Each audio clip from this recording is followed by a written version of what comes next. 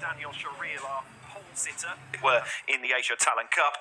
He did the opening two rounds of the opening round of last season as well. So put a couple of race starts under his side belt as well. there. Fourth in the championship. The two riders behind him in the championship, Denish and Hamada, both out of action in today's running. So he's got the chance to consolidate that fourth position with another decent points-paying finish. Well, this almost looks like a pre-season photograph, doesn't it? With all the bikes lined up, getting the sponsors their advertising time and the because all these bikes, a standard Honda 250 Moto 3 style bike, are identical. It really is just down to the rider to make the difference. Obviously, the Asia Talent Cup over the last few years has been the Talent Cup to watch in a lot of ways. You've also got the European Talent Cup, the Northern European Talent Cup as well. But when you look at the riders that have come through in the IATC over the years, Grand Prix winners and established Grand Prix riders have become the norm. This is Azrian Badila Aditama.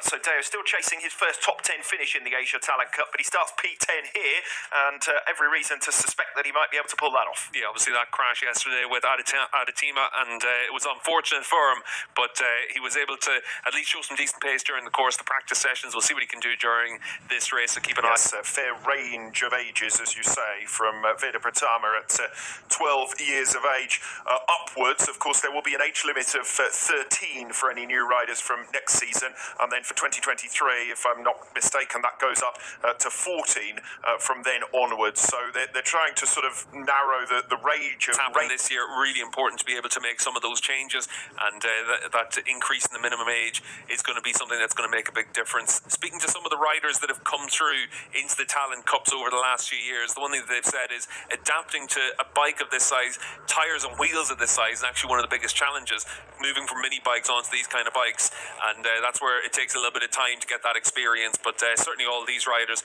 we've seen it time and time again in the IATC over the years, they're all very competitive, very fast. There's a really good screening process now to get through these riders. I was actually in Malaysia a couple of years ago for the MotoGP race, went down to the karting track in Sepang where they did the tryouts for IATC, and it really is a case of getting the best of the best from each of the different regions. Obviously here in the Asia Talent Cup, you're taking in a pool of talent from Asia, the Middle East, and then also Australasia as well. So you get the Australians, New Zealand riders can get the opportunity to race here. We've seen Turkish riders like the Oncu brothers racing in this class in the past, and then obviously a whole host of Asian riders, whether it's the likes of Somkya Chantra here from Indonesia, the likes of Kaito Toba, the first champion coming from Japan. This is the chance for these riders. It means that you're able to have affordable racing, show your talent, give yourself the chance of moving on to the bigger stage. That's been one of the big positives we've seen since 2014 with the start of the IATC.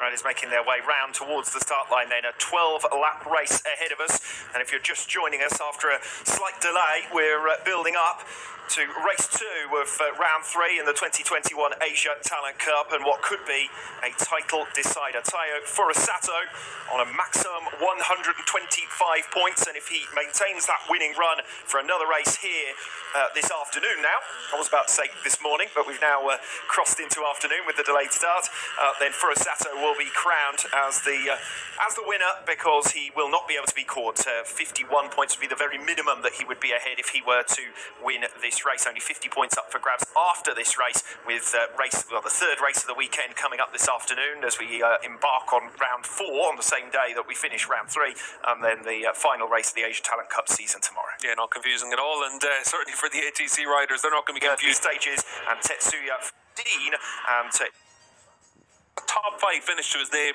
in the Qatari rounds. He had 16 starts in the Asia Talent Cup, but hasn't had a good weekend so far, only managing to come through for 11th. And remember, I mentioned that we had 7 retire.